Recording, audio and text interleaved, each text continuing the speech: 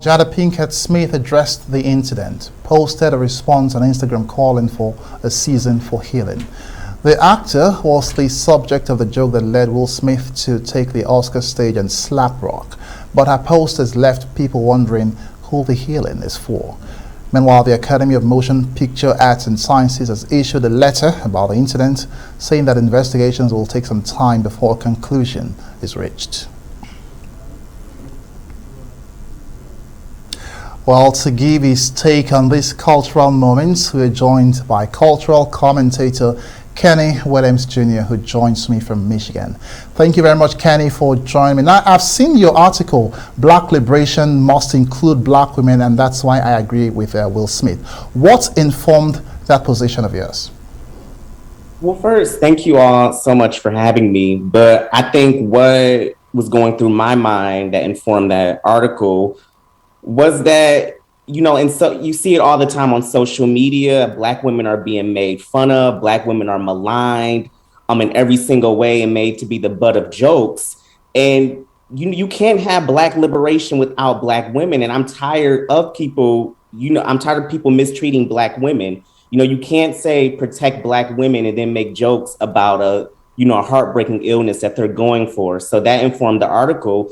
And I don't condone violence at all, but I do stand with the fact that Will Smith felt that he needed to defend his wife. He felt that he needed to protect a Black woman who happens to be his wife and the mother of his children. So that's why I'm standing with Will Smith. But I don't condone violence. Now, there's been a lot of social media response to this. Many think pieces, including yours, have been written to process this moment. So why has this particular story struck a chord with so many? And do you think that these conversations will help us gain some perspective? I think it struck a chord, one, because of the shock value. I'm a millennial, and a lot of people in my generation likely have not seen that happen on live TV before. I know that I haven't. Secondly, they are celebrities, so there is that factor. These are well-known, prominent men who engaged in this incident. But third, I think it struck a chord with so many people because, as I said previously, there's this movement called Protect Black Women, and we should always protect Black women. We should always do that. But a lot of people only say that on social media, and they only say it for likes or retweets. So to see an actual Black man take action to protect his wife, the mother of his children, I think that resonated with a lot of people. Now, the delivery of it, that's a different conversation. But to see somebody protecting his wife, his queen, I think that struck a lot of people. And I'm hoping that, people look at this and offer grace to Will. I'm sure that he didn't plan to go to the Oscars to engage in a physical altercation with someone. So I'm hoping this starts conversations on how do we hold people accountable while giving them grace. Well, Kenny, just to play devil's advocate, for many of you who think that this is about race, we see former press secretary to Donald Trump, Kelly McEnany, who would argue differently. In fact, she thinks that a slap at the Oscars proves double standards for conservative women, particularly when you recall how Michelle Wolf made cutting jokes about Sarah Sanders in 2018. Does this in any way defeat your argument now? No, it doesn't defeat my argument because I believe the comment was something along the lines of sarcasm, something about, I think it said something, and don't quote me on this, but maybe Sarah can go to prom or whatnot.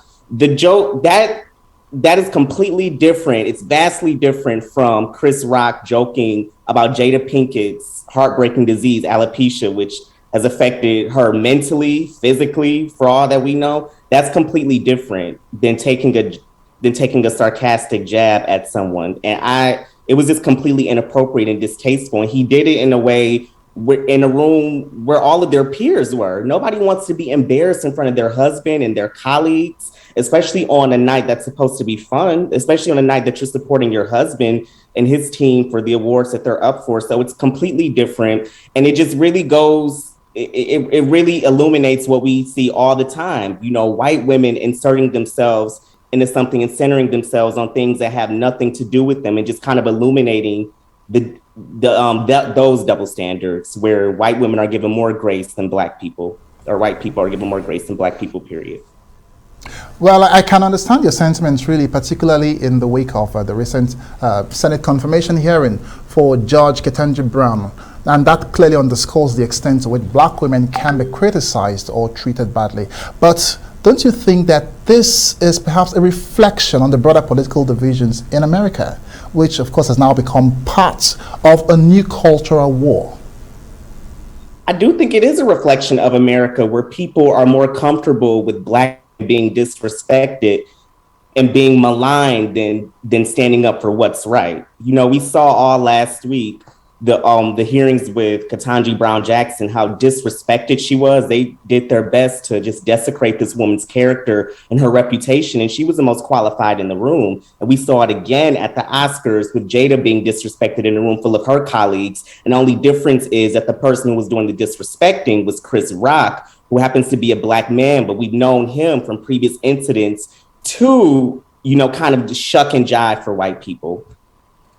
So I do think it is a reflection of what happens and what has been happening in America, the comfortability with disrespecting black women. Well, Kenny, just before I let you go, now, many would even argue differently that it's all some sort of toxic masculinity, especially for Smith. I mean, who was able to take in the stories of the entanglement with August and couldn't take a joke on his wife. Well, you know, I can't speak to what has happened or what has not happened in Will and Jada Smith's marriage. You know, that's none of my business. It's actually nobody's business. So I can't really speak to that. But I will go back and stand on my point that he felt that he needed to protect his wife. And maybe the delivery is something that was unexpected or that people might not agree with.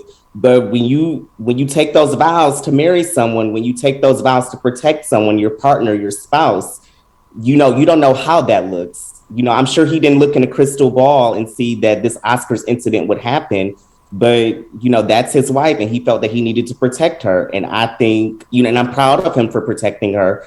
But the delivery of it, you know, that's a whole different debate. So. Well, Kenny, I'm going to have to say thank you at this point for joining me on the program. Kenny Williams Jr., a cultural commentator from Michigan. Thank you.